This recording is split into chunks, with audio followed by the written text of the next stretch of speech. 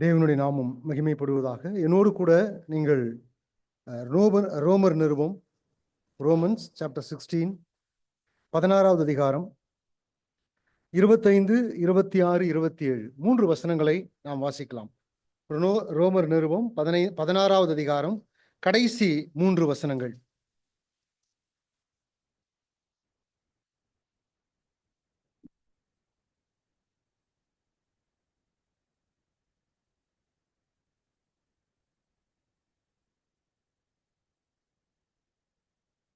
இருக்கிற ரகசியத்தை வெளிப்படுத்துகிறது தான் இயேசு கிறிஸ்துவை பற்றிய பிரசங்கமாகிய என் சுவிசேஷத்தின்படியே உங்களை ஸ்திரப்படுத்த வல்லவரும் தாம் ஒருவரை ஞானமுள்ளவருமாய் இருக்கிற தேவனுக்கு இயேசு கிறிஸ்துவின் மூலமாய் என்றென்றைக்கு மகிமை உண்டாவதாக. ஆமேன். நாம் வாசித்த இந்த வேத பகுதியை தேவன் நமக்கு ஆசீர்வதித்து தருவாராக. மார்ட்டின் லூதர் அவர்கள் இந்த ரோமர் நிருபத்தை குறித்து தன்னுடைய புத்தகத்தில் இப்படியாக எழுதினார். வேதத்தில் இருக்கக்கூடிய 65 புத்தகங்கள் ஒரு விசுவாசியினுடைய கரத்துல இல்லாமல் இருந்தாலும் ரோமருக்கு எழுதின இந்த ஒரு நிருபம் மாத்திரம் ஒரு விசுவாசியினுடைய கரத்தில் இருந்தால் அவன் இந்த உலகத்துல வாழ்வதற்கு அது போதுமானது என்று சொல்லி இந்த ரோமர் நிருபத்தினுடைய விசேஷத்தை அவர் தன்னுடைய புத்தகத்தில் குறிப்பிடுகிறார். மிக ஆழமான அற்புதமான சத்தியங்கள் அடைந்த ஒரு நிருபத்தை அப்போஸ்தலனாகிய பவுலின் மூலமாக பரிசுத்த ஆவியானவர் எழுதி நம்முடைய கரத்துல கொடுத்திருக்கிறார். ஆகவே அப்போஸ்தலனாகிய பவுல் ஒரு அற்புதமான ஒரு நிருபத்தை அவர் எழுதுகிறார். நம்முடைய விசுவாசத்தினுடைய சாராம்சம், நம்முடைய வாழ்க்கையினுடைய அடிப்படை சத்தியங்களை மிக நேர்த்தியாக, அழகாக, ஆழமாக அப்போஸ்தலனாகிய பவுல் இப்பொழுது எழுதி முடிக்கக்கூடிய தருவாயில நாம் வந்திருக்கிறோம் இல்லையா? இந்த நிருபத்தை அவர் முடிக்கிறார். முடிக்கும் பொழுது இங்கு ஒரு டாக்ஸாலஜி என்று சொல்லுவார்கள், அதாவது புகழுரை, ஒரு அற்புதமான ஒரு புகழுரையோடு கூட முடிக்கிறார். எத்தனையோ முறை இந்த நிருபத்தை வாசித்து கடந்து போயிருக்கிறேன். ஆனால் இந்த முறை இந்த புகழுரையை, இந்த டாக்ஸாலஜியை வாசிக்கும் பொழுது என்னுடைய இருதயத்தை அதிகமாய் அது பற்றி பிடித்தது. ஆகவே அநேக விஷயங்களை இதிலிருந்து சிந்திக்க தேவன் எனக்கு உதவி செய்தார். ஆகவே அந்த விஷயங்களை நான் உங்களோடு கூட பகிர்ந்து கொள்ளும்படி நான் விருப்பப்படுகிறேன். அருமையானவர்களை, வேத புத்தகம் முழுவதுமாக நாம் வாசிக்கும் பொழுது தேவனுடைய மகத்துவங்களை குறித்து, தேவனுடைய மாட்சிமையை குறித்து, அல்லது அவருடைய திட்டத்தை குறித்து, ஞானத்தை குறித்து எழுத்தாளர்கள் எழுதும் பொழுது அந்த விஷயங்கள் அவர்களுடைய இருதயத்தை பற்றி பிடிக்கிறது இல்லையா? அப்படி அவர்களுடைய இருதயம் அதில் நிறைந்து இருக்கும் பொழுது அந்த எந்த காரியத்தை அவர் எழுதுகிறார்களோ அந்த புத்தகத்தினுடைய நடுப்பகுதியிலேயோ அல்லது முடியும் பொழுதோ இப்படிப்பட்ட புகழுரையை எழுதுவது, அதாவது டாக்ஸாலஜியை குறிப்பிடுவது எழுத்தாளர்களுடைய வழக்கமாய் காணப்படுகிறது. நான் சில குறிப்புகளை வேகமாக எடுத்து நான் உங்களுக்கு காண்பிக்கிறேன். நீங்கள் பழைய ஏற்பாட்டுக்கு போவோம் என்று சொன்னால் 150 அதிகாரங்கள் அடங்கிய சங்கீதங்கள் அடங்கிய சங்கீத புத்தகங்கள் இருக்கிறது. ஆனால் இந்த புத்தகத்தை நாம் படிப்பதற்கு எளிதாக 5 பிரிவுகளாக நாம் பிரிக்க முடியும் இல்லைங்களா? 5 புத்தகங்கள் சங்கீத புத்தகத்திற்குள் இருக்கிறது என்று சொல்லுகிறார்கள். நீங்கள் ஒவ்வொரு பிரிவையும் நாம் முடிவுரையில நாம் படிக்கும் பொழுது இப்படிப்பட்ட புகழுரையோடு கூட ஒவ்வொரு புத்தகமும் முடிகிறதை நம்மால் பார்க்க முடியும். பாருங்கள், சங்கீத புத்தகத்தினுடைய 1 முதல் 41 வசனங்கள் ஃபர்ஸ்ட் பார்ட், அதாவது முதல் புத்தகம், ஃபர்ஸ்ட் புக் என்று சொல்லுகிறார்கள். அதனுடைய 41ஆம் அதிகாரத்தினுடைய 13வது வசனத்தை நாம் வாசிப்போமே. இஸ்ரவேலின் தேவனாகிய கர்த்தர் அனாதியாய் என்றென்றைக்கும் சதா காலங்களிலும் ஸ்தோத்திரிக்கப்பட்டவர். ஆமேன், ஆமேன். சங்கீத புத்தகத்தினுடைய முதல் புத்தகம், முதல் பார்ட் எப்படி முடிகிறது பாருங்க, ஒரு டாக்ஸாலஜி அல்லது ஒரு புகழுரையோடு கூட முடிகிறது. இரண்டாவது பகுதி சங்கீத புத்தகத்தினுடைய 42வது அதிகாரம், 42வது சங்கீதத்திலிருந்து 72வது சங்கீதம் வரை வாசிப்போம் என்று சொன்னால் 72வது சங்கீதத்தினுடைய 19வது வசனம், 2வது புத்தகம் எப்படி முடிகிறது பாருங்கள். அவருடைய மகிமை பொருந்திய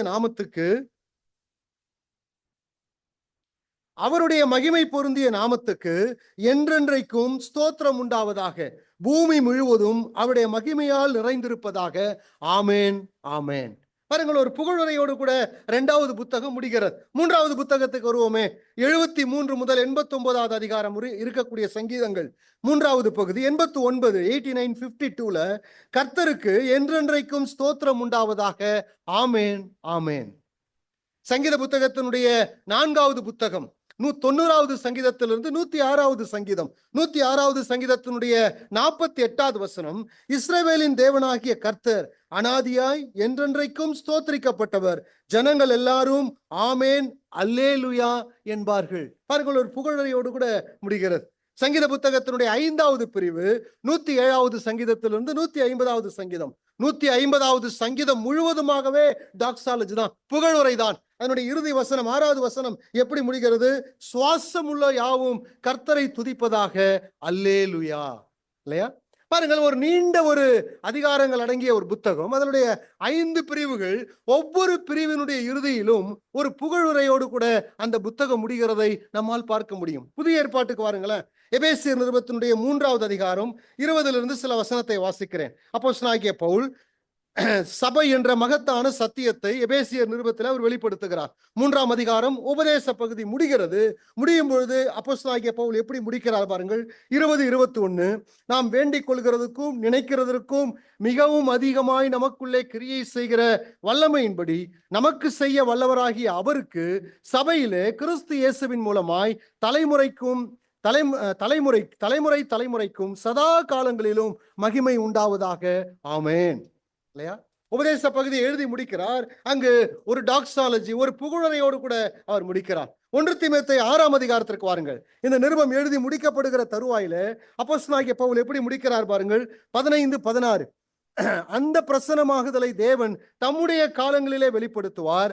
அவரே நித்தியானந்தமுள்ள ஏக சக்கராதிபதி, ராஜாதி ராஜாவும் கர்த்தாதி கர்த்தாவும், ஒருவராய் சாவாமை உள்ளவரும், சேரக்கூடாத ஒளியிலே வாசம் பண்ணுகிறவரும், மனுஷரில் ஒருவரும் கண்டிதாரவரும் காணக்கூடாதவருமாய் இருக்கிறார்.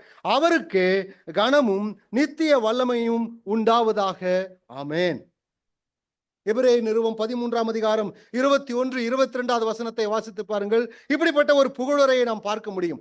1 பேதுரு 5ஆம் அதிகாரம் 10-11 வசனத்துல இப்படிப்பட்ட ஒரு புகழுரையை பார்க்க முடியும். யூதா நிருபத்தினுடைய கடைசி 2 வசனங்கள் புகழுரையோடு கூட முடிகிறது. வெளிப்படுத்தின புத்தகம் முழுவதுமாக பல இடங்களிலே ஆங்காங்கு தேவனை புகழ்ந்து பேசக்கூடிய புகழுரைகள் நிறைந்து காணப்படுகிறது. அருமையானவர்களே, அப்போஸ்தலனாகிய பவுல் அழகான ஒரு நிருபத்தை எழுத துவங்குகிறார். விசுவாசத்தினாலே நீதிமான் பிழைப்பான் என்ற மைய கருத்தை வைத்து தன்னுடைய நிருபத்தை அவர் எழுத ஆரம்பிக்கிறார். அப்போஸ்தலனாகிய பவுல் சொல்ல சொல்ல இந்த நிருபம் ஒரு மனிதனுடைய கரத்தினாலே எழுதப்படுகிறது. பாருங்கள், ரோமர் நிருபம் 16வது அதிகாரம்.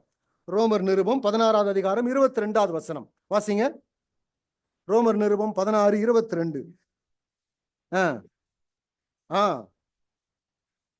பாருங்க, இந்த நிருபத்தை எழுதிய தெர்த்தீவு ஆகிய நான், அப்போஸ்தலனாகிய பவுல் சொல்ல தெர்த்தீவு என்ன செய்கிறார்? நிருபத்தை எழுதி கொண்டே வருகிறார். நிருபம் முடிகிறது எங்கு? 24வது வசனத்துல, நம்முடைய கர்த்தராகிய இயேசு கிறிஸ்துவினுடைய கிருபை உங்கள் அனைவரோடும் கூட இருப்பதாக ஆமென்.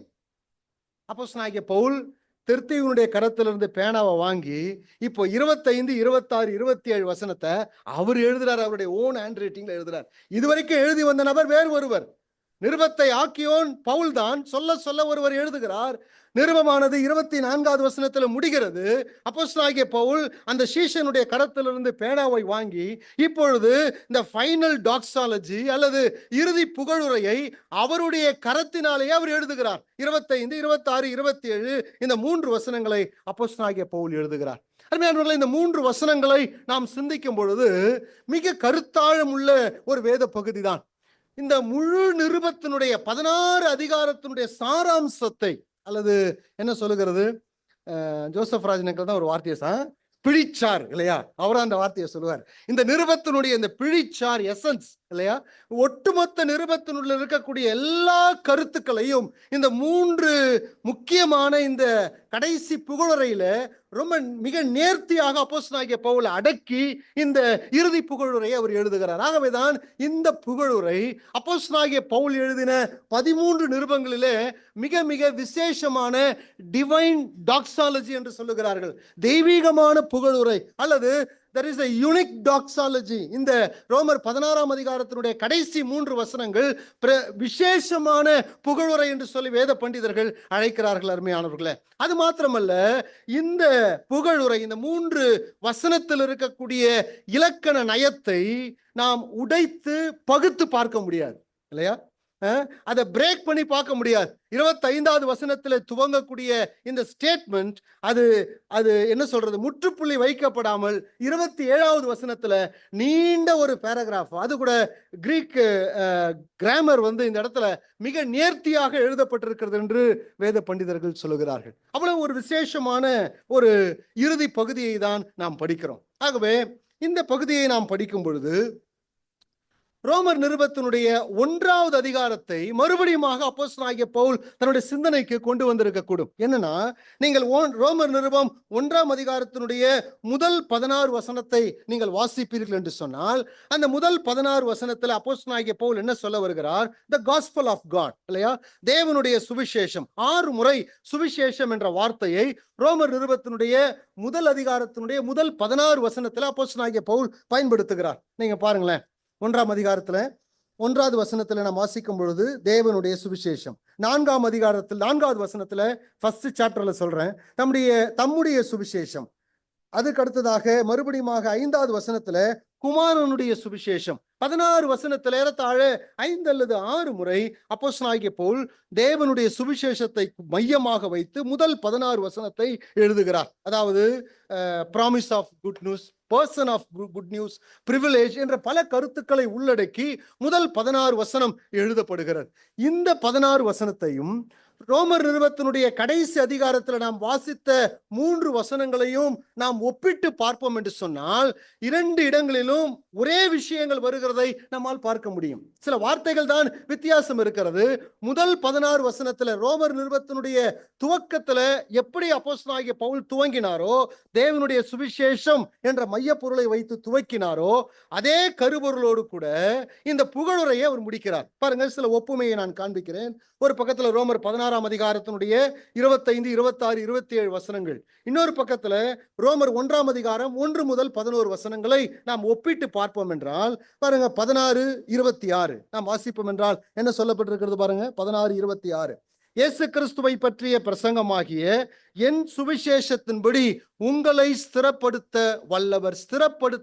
வல்லவர் என்ற வார்த்தையை கவனிங்கள். 1ஆம் அதிகாரம் 10வது வசனம், 1ஆம் அதிகாரம் 10வது, ஃபர்ஸ்ட் சாப்டர் 10th verse, நீங்கள் ஸ்திரப்படுவதற்காக. அப்போஸ்தலனாகிய பவுல் இதே வார்த்தையை குறிப்பிடுகிறார், நீங்கள் ஸ்திரப்படுவதற்காக. 16ஆம் அதிகாரத்தினுடைய 26வது வசனத்துல என் சுவிசேஷத்தின்படி என்று எழுதுகிறார். 1ஆம் அதிகாரம் 1வது வசனத்துல தேவனுடைய சுவிசேஷம் என்று குறிப்பிடுகிறார், இல்லையா? Gospel of God. 16ஆம் அதிகாரம் 25வது வசனத்துல ஆதி காலம் முதல் அடக்கமாயிருந்த ரகசியம் தீர்க்கதரிசிகள் மூலமாக வெளிப்படுத்தப்பட்டது என்று சொல்லுகிறார். இதே வசனத்தை மாற்றி 1ஆம் அதிகாரம் 4வது வசனத்துல இயேசு கிறிஸ்துவை பற்றிய வாக்கு தத்தம் என்று குறிப்பிடுகிறார். 16ஆம் அதிகாரம் 26வது வசனத்துல இயேசு கிறிஸ்துவை பற்றிய பிரசங்கம் என்று குறிப்பிடுகிறார். 1ஆம் அதிகாரம் 9வது வசனத்துல குமாரனுடைய சுவிசேஷம் என்று குறிப்பிடுகிறார். 16ஆம் அதிகாரம் 25வது வசனத்துல விசுவாசத்திற்கு கீழ்ப்படிதல் என்பதை குறித்து பேசுகிறார்.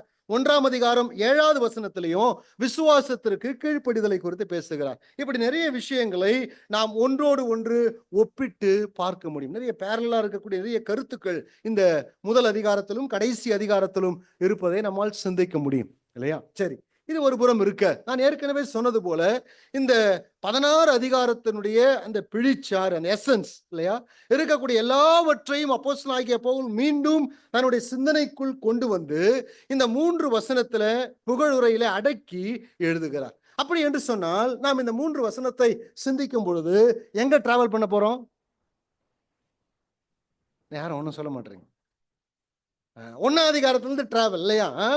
3 வசனத்தை நாம் சிந்திக்க போறோம் பிரேக் பண்ணி. அப்படி சிந்திக்கும் பொழுது 16 அதிகாரத்தையும் நாம் என்ன செய்ய போறோம்? டிராவல் பண்ண போறோம். அப்ப 16 அதிகாரத்தை நாம் சிந்திப்பதற்கு ஏதுவாக இந்த ரோமர் நிருபத்தை நாம் 3ஆக பிரித்துக் கொள்ளலாம். இதை உங்களுடைய மனதினுடைய ஒரு அறையிலே நீங்கள் வைத்துக் கொள்ளுங்கள், இல்லையா?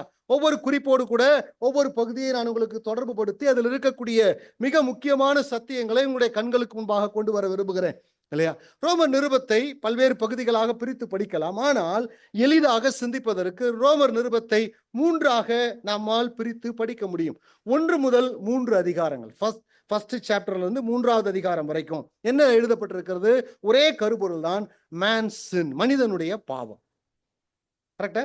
மனிதனுடைய பாவம். இரண்டாவது 4 முதல் 8வது அதிகாரம் வரைக்கும் 4 to 8th chapter matter of salvation, ரட்சிப்பினுடைய விஷயங்கள் எழுதப்பட்டிருக்கிறது.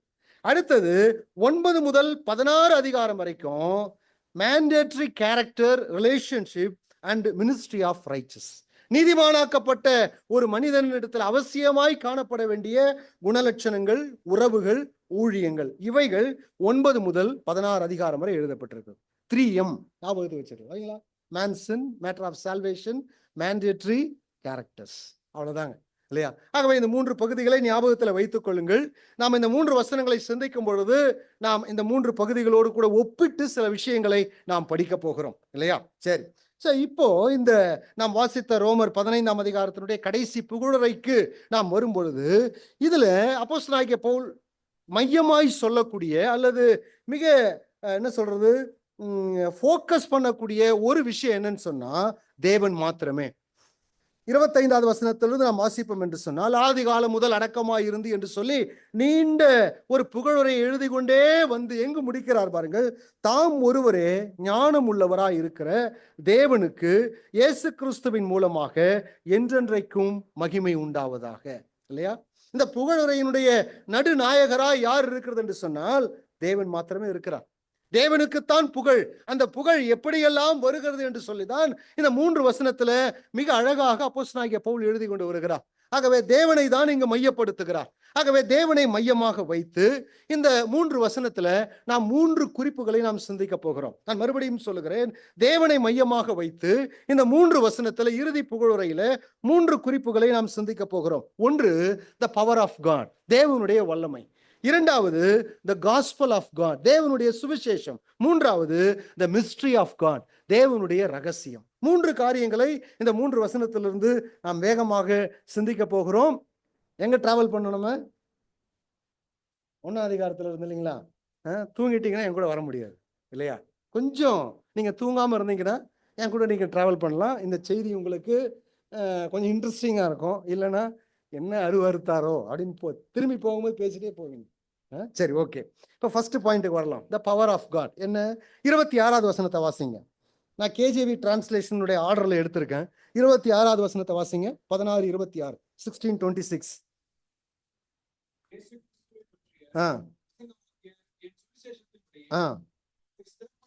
போதுங்க. கடைசி பகுதி, உங்களை ஸ்திரப்படுத்த வல்லவர், உங்களை ஸ்திரப்படுத்த வல்லவர் இல்லையா?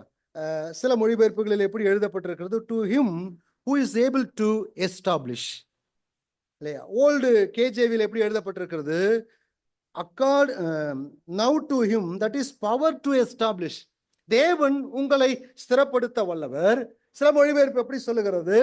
தேவனுடைய வல்லமை உங்களை ஸ்திரப்படுத்தும் என்று எழுதப்பட்டிருக்கிறது இல்லையா? ஆகவே அப்போஸ்தலனாகிய பவுல் இந்த 26வது வசனத்தினுடைய கடைசி பகுதி அல்லது கேஜேவியில துவக்க வசனமாக வருகிறது. என்ன சொல்லுகிறார்? தேவ வல்லமை உங்களை ஸ்திரப்படுத்தும். தேவனுடைய வல்லமை உங்களை எஸ்டாப்ளிஷ் பண்ணும். தேவ வல்லமை உங்களை செட்டில் ஆக்கும். தேவனுடைய வல்லமையினாலே நீங்கள் நிலைநிறுத்தப்படுவீர்கள் என்ற சிந்தனையோடு கூட தான் இந்த புகழுரையை அவர் துவங்க ஆரம்பிக்கிறார். இந்த இடத்துல எழுதப்பட்டிருக்கக்கூடிய ஸ்திரப்படுத்தல் அல்லது எஸ்டாப்ளிஷ் என்பதற்கு டெரிசோ என்ற கிரேக்க பதம் பயன்படுத்தப்பட்டிருக்கிறது. அந்த வார்த்தையினுடைய அர்த்தம் என்னவென்று சொன்னால் டு மேக் ஃபர்ம், அதாவது உறுதியாக நிலைநிறுத்தல். டு மேக் ஸ்டேபிள், நிலையற்றதாக மாற்றுதல். டு ஃபிக்ஸ் அல்லது டு மேக் ஃபாஸ்ட் என்று சொல்லலாம். ஆகவே ஒரு மனிதனை ஸ்திரமாக நிறுத்துவது என்று அர்த்தம். அவன் அசையாதபடி, அங்கும் இங்கும் அசையாதபடி ஒரு மனிதனை ஸ்திரமாக ஒரு இடத்துல நிறுத்துவது. இந்த நிருபத்தினுடைய பின்னணியிலே படிக்க வேண்டும் என்று சொன்னால் அதனுடைய அர்த்தம் என்ன? அதாவது it refer to being mentally settled இல்லையா? மனதளவிலே ஒரு மனிதனை உறுதியாக்குவது, ஆன்மீக ரீதியிலே, ஆவிக்குரிய ரீதியிலே ஒரு மனிதனை நிலைநிறுத்துவது என்று சொல்லி பொருள். எதன் மூலமாக? சுவிசேஷ சத்தியத்தின் மூலமாக தேவன் ஒரு மனிதனை என்ன செய்கிறார்? மனதளவிலே நிலைநிறுத்த வல்லமை உள்ளவராய் இருக்கிறார் என்பதை தான் அப்போஸ்தலனாகிய பவுல் இந்த இடத்துல சொல்ல வருகிறார். அருமையானவர்களே, நாம் ஆண்டவரை அறிந்து கொள்வதற்கு முன்பு நாம் எல்லாம் எப்படி இருந்தோம்? எஸ்டாப்ளிஷ் ஆயிருந்தோமா? நிலைநிறுத்தப்பட்டிருந்தோமா? சொல்லுங்க. ஸ்டேபிளா இருந்தோமா? நம்முடைய வாழ்க்கை எப்படிப்பட்டதா இருந்தது? இப்பொழுது நாம் 1ஆம் அதிகாரத்திலிருந்து 3ஆம் அதிகாரம் வரைக்கும் ஒரு கோத்ரு பண்ணலாம். என்ன? 1ஆம் அதிகாரத்திற்கு வாருங்கள். நாம் தேவனை அறிந்து கொள்வதற்கு முன்பு நம்முடைய கண்கள் குருடாக்கப்பட்ட நிலைமையில இருந்த பொழுது பாவம் செய்து நித்திய ஜீவனற்றவர்களாக தேவனற்றவர்களாக நாம் இந்த உலகத்துல மனதளவில் அல்லது ஆவிக்குரிய நிலைமையில அன்செட்டில்டு இல்லையா, நிலையற்றவர்களாக ஸ்திரமற்றவர்களாக வாழ்ந்து கொண்டு வந்தோம் என்ற முதல் 3 அதிகாரத்தினுடைய சிந்தனையை தான் அப்போஸ்தலனாகிய பவுல் இங்கு தெரிவிக்கிறார். முதல் அதிகாரம் என்ன சொல்லுகிறது பாருங்கள். 1ஆம் அதிகாரம் 21 25 வசனங்கள் வரை வாசிக்கும் பொழுது, அதாவது 1ஆம் அதிகாரம் முழுவதுமாக 17வது வசனத்திலிருந்து நாம் வாசிக்கும் பொழுது அப்போஸ்தலனாகிய பவுல் புறஜாதிகளை குறித்து பேசுகிறார் இல்லையா. நம்ம எல்லாரும் புறஜாதிகள் தான் இல்லையா, யூதர்களை தவிர்த்து எல்லாரும் புறஜாதிகள் தான். நாம் எப்படிப்பட்ட நிலைமையில இருந்தோம்? ஃபர்ஸ்ட் 21 15 வசனங்களில நம்முடைய வாழ்க்கையில விக்கிரக ஆராதனை இருந்தது. தேவனை தவிர்த்து மற்ற விஷயங்களை நாம் வணங்கி கொண்டு வந்தோம் இல்லையா. அடுத்தது இம்மோராலிட்டி, நம்முடைய வாழ்க்கை சன்மார்க்க சீர்கேடு நிறைந்ததா இருந்தது. 26 28 வசனம் வரை அப்போஸ்தலனாகிய பவுல் பேசுகிறார். அடுத்தது 29 32 வரைக்கும் நம்முடைய வாழ்க்கையில் இருந்த கொடூரங்களை குறித்து அவர் எழுத ஆரம்பிக்கிறார் இல்லையா.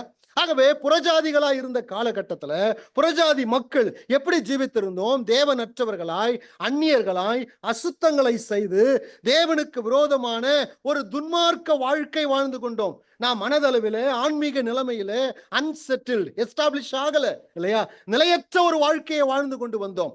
புறஜாதிகள் மாத்திரம் தான் அப்படி இருந்தாங்களா? புறஜாதி மக்கள் மாத்திரம் தான் அப்படி இருந்தாங்களா? இல்ல. அப்போஸ்தலனாகிய பவுல் என்ன சொல்லுகிறார்? 2ஆம் அதிகாரத்துல யூதர்களை பற்றி பேசுகிறார். என்ன சொல்லுகிறார் பாருங்க. 28 வாசிங்க பிரதர். ரோமர் 2ஆம் அதிகாரம் 28.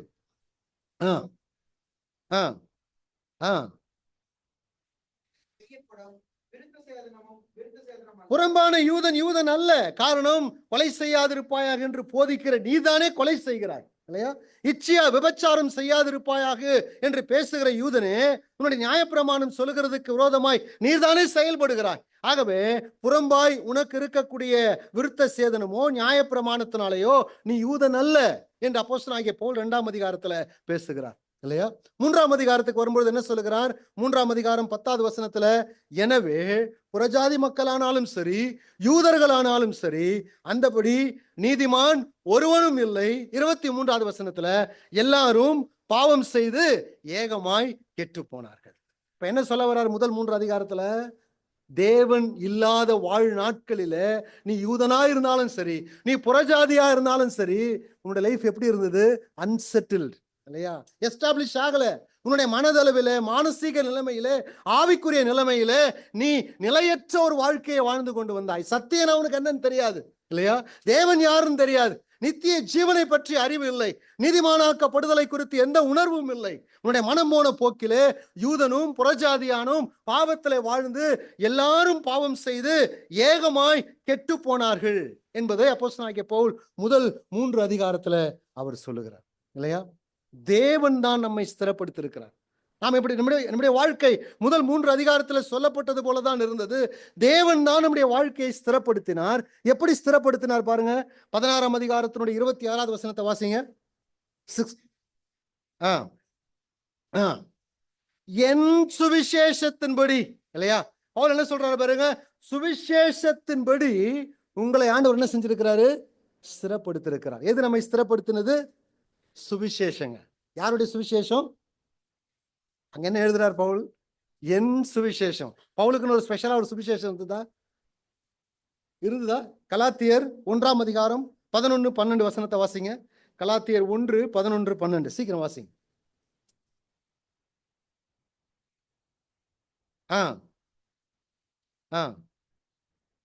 இயேசு கிறிஸ்துவே அதை எனக்கு வெளிப்படுத்தினார் இல்லையா. அப்போஸ்தலனாகிய பவுல் சொல்லுகிறார் என் சுவிசேஷம். அது அவருடைய பர்சனல் காஸ்பல் அல்ல, இயேசு கிறிஸ்துவே எனக்கு அதை வெளிப்படுத்தினார். தேவனுடைய வல்லமை சுவிசேஷத்தின் மூலமாக மனிதர்களை சந்தித்தது. தேவனுடைய ஆற்றல் அல்லது அவருடைய ஸ்திரப்படுத்தக்கூடிய ஆற்றல் சுவிசேஷத்தின் மூலமாக இங்கு அமர்ந்திருக்கிற நம்முடைய ஒவ்வொருடைய வாழ்க்கையையும் அது சந்தித்தது. ரோமர் 3ஆம் அதிகாரம் 25 26. ரோமர் 3ஆம் அதிகாரம் 25, 26 நான் வாசிக்கிறேன். தேவன் பொறுமையாயிருந்த முற்காலத்தில் நடந்த பாவங்களை தாம் பொறுத்து கொண்டதை குறித்து தம்முடைய நீதியை காண்பிக்கும் பொருட்டாகவும் தாம் நீதி உள்ளவரும் இயேசுவினிடத்தில் விசுவாசமாய் இருக்கிறவர்களை நீதிமான் ஆக்குகிறவராய் விளங்கும்படி இக்காலத்துல தமது நீதியை காண்பிக்கும் பொருட்டு கிறிஸ்து இயேசுவினுடைய இரத்தத்தை பற்றும் விசுவாசத்தினாலே பலிக்கும் கிருபாதார பலியாக அவரை ஏற்படுத்தினார். இல்லைங்களா? இதுதான் சுவிசேஷம். அவரை கிருபாதார பலியாக ஏற்படுத்தினார். அவரை விசுவாசிக்கிறவர்கள் நீதிமானாக்கப்படுகிறார்கள். அருமையானவர்களே, இந்த உலகத்துல நாம் துன்மார்க்கராய், பாவிகளாய், அசுத்தமானவர்களாய், நம்முடைய மனதும் மாம்சமும் என்ன விரும்புகிறதோ அதன்படி செய்து ஒரு நிலையற்ற ஒரு வாழ்க்கையை வாழ்ந்தோம். ஆனால் குமாரனுடைய சுவிசேஷம் என்ன செய்தது? நமக்கு ஸ்திரமான வாழ்க்கையை கொடுத்திருக்கிறது. விசுவாசிக்கிறீங்களா? யாரும் ஒன்றும் சொல்ல மாட்டேன். கரெக்டா? ஸ்திரமான ஒரு வாழ்க்கையை கொடுத்திருக்கிறது. இன்றைக்கு உலகத்தில் இருக்கக்கூடிய மக்கள் பாவத்தை எப்படி பார்க்கறாங்க தெரியுங்களா? பொறாமை, இச்சை அப்படின்னு சொன்னா அவங்க என்ன நினைக்கிறாங்க? கோபப்படுறத பத்தி அது சைக்காலஜிக்கல் ப்ராப்ளம் பிரதர், இல்லையா? இன்னைக்கு பாவத்தை யாரும் பாவம் பேசுறது இல்ல, பாவம் சொல்றது கிடையாது. ஏன்? விசுவாசிகள் கூட, உலக மக்கள் கூட இன்றைக்கு பாவத்தை பாவம், குற்றம் என்று சொல்லுகிறது இல்ல. It's psychological problem. கோவப்படுறியா?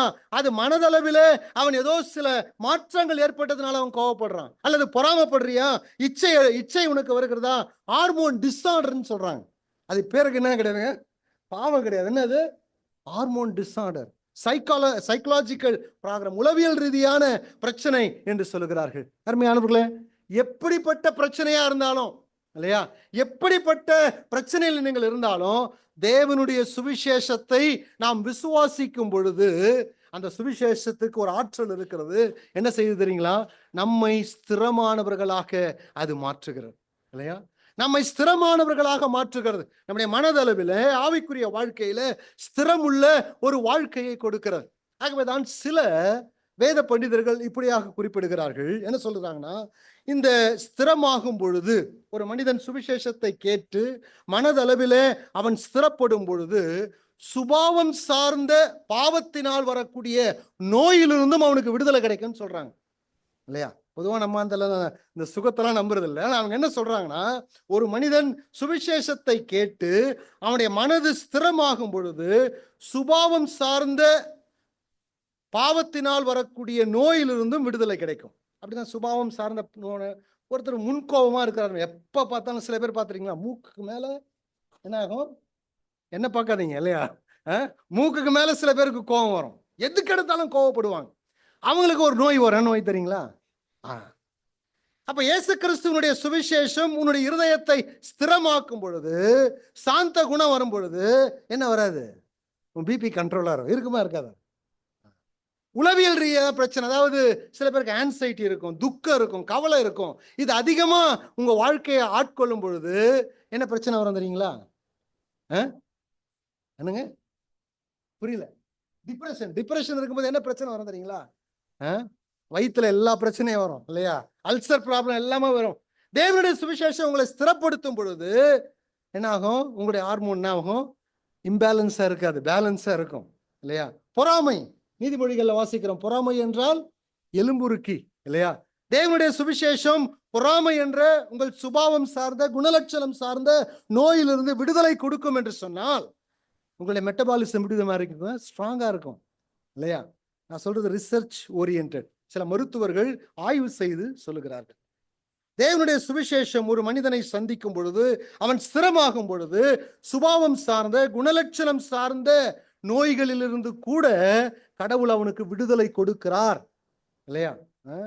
நீங்க ஹோமியோசோனுக்கு போனீங்கன்னா அதான் சொல்லுவாங்க, இல்லையா? கவலைப்படாதீங்க, எது இருந்தாலும் என்ன பண்ணுறது சொல்றாங்க? கரெக்டா நான் சொல்றது? ஜெயராஜன், தினேஷன் அதான் சொல்லுவாங்க, இல்லையா? எது இருந்தாலும் உங்கள் சுபாவம் சார்ந்த நோய்கள் அது. இதிலிருந்து தேவனுடைய சுவிசேஷம் ஒரு மனிதனுக்கு விடுதலை கொடுக்கிறது.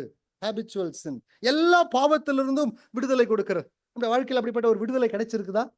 தேவனுடைய சுவிசேஷம் உங்கள் வாழ்க்கையை ஸ்திரமுள்ளதாக மாற்றி இருக்கிறதா? பிரியமானவர்களே, அதே தான் அப்போஸ்தலனாகிய பவுல் இங்க சொல்ல வர்றார். ஒரு காலகட்டத்தில் நீங்க அப்படி இருந்தீங்க. எப்படி இருந்தீங்க?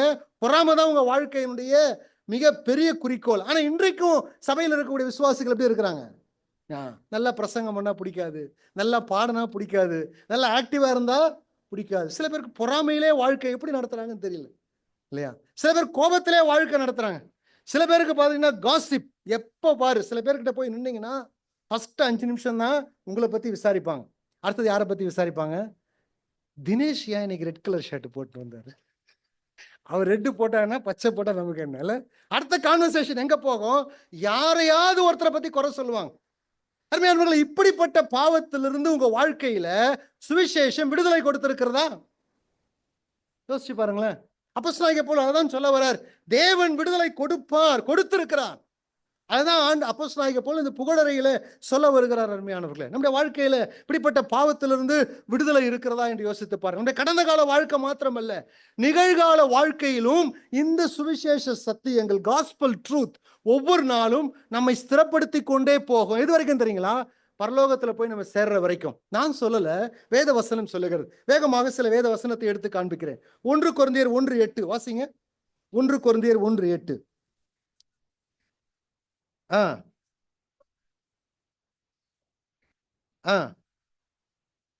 பாருங்க எங்க போறாரு பாருங்க. நீங்க கடந்த கால வாழ்க்கை மாத்திரம் இல்ல, நான் சுவிசேஷத்தை விசுவாசித்த பொழுது எனக்கு கிடைத்த விடுதலை மாத்திரமல்ல, ஒரு நாள் வரும், அந்த நாளிலே நான் குற்றம் சாட்டப்படாதவனாய் இருக்கும்படி யார் என்னை ஸ்திரப்படுத்துவார்? தேவன் என்னை ஸ்திரப்படுத்துவார். எதிர்காலத்தை பத்தி பேசுறார். அடுத்தது 2 கொரிந்தியர் 1:21 வாசிங்க. 2 கொரிந்தியர் 1:21. உங்களோட கூட எங்களை ஸ்திரப்படுத்தி ஆ நம்மை அபிஷேகம் பண்ணினவர் தேவனே. 1 தெசலோனிக்கேயர் 3:13 வாசிங்க. 1 தெசலோனிக்கேயர் 1 Thessalonians 3:13.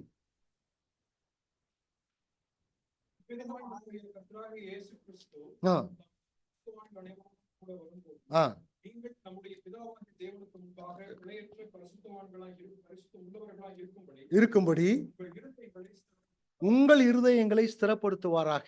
எப்ப? ஆண்டவராக இயேசு கிறிஸ்து வரும் பொழுது. அருமையானவர்களே, நம்முடைய கடந்த கால வாழ்க்கையில கொடுத்த விடுதலை மாத்திரமல்ல, நம்முடைய நிகழ்கால வாழ்க்கையில நாம் பிழையற்றவர்களாக, மாசற்றவர்களாக வாழ்வதற்கு இந்த சுவிசேஷத்தினுடைய சத்தியம் நமக்கு உதவி செய்கிறது இல்லையா?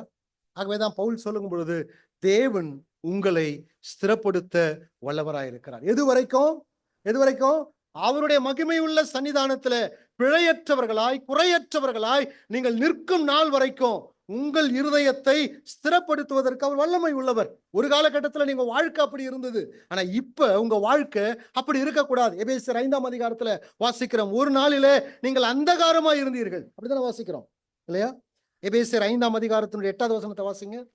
எபேசியர் 5:8. முற்காலத்துல நீங்க எப்படி இருந்தீங்க? யார் அந்தகாரம்? நம்ம அந்தகாரத்துல இருந்தோமா? என்ன சொல்லப்பட்டிருக்கு? முற்காலத்துல நீங்கள் அப்படின்னா என்ன அர்த்தங்க? இருட்டுல இருந்தீங்கன்னு சொல்லல. என்ன சொல்லப்பட்டிருக்கு? You are dark. நீ இருட்டு யாரு? சுரேஷ் தான். இருட்டு யாரு? இந்த பிரதர் தான். நீங்க இருட்டுல வாழ்ந்தீங்கன்னு பவுல் சொல்ல, முற்காலத்துல நீங்களே இருட்டா இருந்தீங்க. ஆனால் தேவன் உங்களுக்கு விடுதலை கொடுத்திருக்கிறார். வெளிச்சத்தின் பிள்ளைகளாய் நடவுங்கள். நாம் கேட்ட சுவிசேஷத்தை சத்தியம் கடந்த காலத்துல விடுதலை கொடுத்தது மாத்திரமல்ல, நிகழ்காலத்துல நம்மை ஸ்திரப்படுத்தி ஒரு நாளிலே அப்பழுக்கற்றவர்களாய், பிழையற்றவர்களாய், குற்றமற்றவர்களாய் தேவனுடைய சன்னிதானத்துல நிறுத்த அது வல்லமை உள்ளதா இருக்கிறது இல்லையா? தேவன் வல்லமை உள்ளவராய் காணப்படுகிறார் இல்லையா? முதல் 3 அதிகாரத்தினுடைய சாராம்சத்தை அப்போஸ்தலனாகிய பவுல் நினைவுக்கு கொண்டு வந்து இந்த வார்த்தையை பயன்படுத்துகிறார். தேவன் உங்களை ஸ்திரப்படுத்த வல்லவர். 2வது குறிப்புக்கு போகிறேன், the gospel of God இல்லையா? எப்படி ஆண்டவர் ஸ்திரப்படுத்துகிறார்? எதன் வாயிலாக ஸ்திரப்படுத்துகிறார்? சுவிசேஷம் தான். சுவிசேஷத்தின் மூலமாக ஸ்திரப்படுத்துகிறார். என்ன சுவிசேஷம்? 26வது வசனத்தை வாசிங்களேன் மறுபடியுமாக.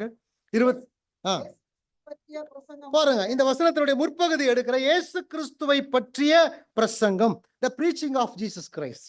இயேசு கிறிஸ்துவை பற்றிய பிரசங்கம். சுவிசேஷம் சொன்னா அதுல எதுவும் மாயாஜாலம் இல்ல இல்லையா? அதுல எதுவும் மந்திர வித்தை இல்ல, அதுல எதுவும் மேஜிக் இல்ல. சுவிசேஷம் என்றால் அதுல என்ன இருக்குது? பவுல் என்ன சொல்லுகிறார்? இயேசு கிறிஸ்துவை பற்றிய பிரசங்கம் தானையா சுவிசேஷம் இல்லையா? இயேசு கிறிஸ்துவை பற்றிய பிரசங்கம். 1 கொரிந்தியர் 1ஆம் அதிகாரம் 24வது வசனத்துல இயேசு கிறிஸ்துவை பற்றிய பிரசங்கம் ஒரு மனிதன் விசுவாசிக்கும் பொழுது என்ன நடக்கிறது? தேவ பலனும் தேவ ஞானத்தையும் அவனுக்கு கொண்டு வருகிறது. அதே 1 கொரிந்தியர் 1:31 வாசிங்க. இயேசு கிறிஸ்துவை பற்றிய பிரசங்கம் ஒரு மனிதனுடைய வாழ்க்கைக்குள் வரும் பொழுது ஞானம், நீதி, பரிசுத்தம், மீட்பு இவையெல்லாம் கிடைக்கிறது இல்லையா? ஆகவேதான் அப்போஸ்தலனாகிய பவுல் 1 கொரிந்தியர் 1:23 வசனத்துல என்ன எழுதுறாரு பாருங்க.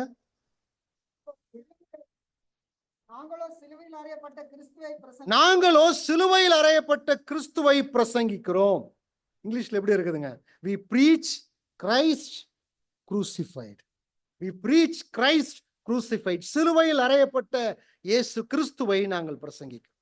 இப்படிப்பட்ட ஒரு பெரிய ஒரு சபை இருந்தது. அந்த சபையினுடைய மேற்புற ஃப்ரண்ட் என்ட்ரன்ஸ், முகப்பு வால்ல என்ட்ரன்ஸ்ல இந்த வார்த்தையை, இந்த வசனத்தை அவங்க போட்டிருந்தாங்க. We preach Christ crucified. இல்லையா? ரெட் லெட்டர்ல ரொம்ப அழகா எழுதியிருந்தாங்க. எல்லாம் உள்ள வரவங்களா அந்த வசனத்தை வாசிச்சுட்டு தான் உள்ள வரணும். அந்த பில்டிங்கை சரியா பராமரிக்கல. கொஞ்ச நாள் பொறுத்து என்ன ஆச்சுன்னா, இந்த சுவற்றிலிருந்து ஒரு கொடி வளரும் இல்லைங்களா? பார்த்துருக்கீங்களா? அந்த கொடி என்ன ஆச்சு, மேல் சுவற்றிலிருந்து வளர்ந்து வளர்ந்து வளர்ந்து வளர்ந்து வளர்ந்து குரூசிஃபைடு அப்படின்ற வார்த்தையை ஃபுல்லா மறைச்சிருச்சு. இப்போ உள்ள வரவங்களாம் எப்படி வாசிச்சாங்க தெரியுங்களா? எப்படி வாசிச்சாங்க சொல்லுங்க? We preach Christ. சரி, பாதி மறைச்சிருச்சு, சபையை பராமரிக்கலாமே, பராமரிக்கல, விட்டுட்டாங்க. இன்னும் கொஞ்ச நாள் அப்புறம் அந்த கொடி வளர்ந்து வளர்ந்து வளர்ந்து வளர்ந்து எதை மறைச்சது தெரியுங்களா? கிரைஸ்ட மறைச்சிருச்சு. இப்ப உள்ள வரவங்களாம் எப்படி வாசிச்சாங்க?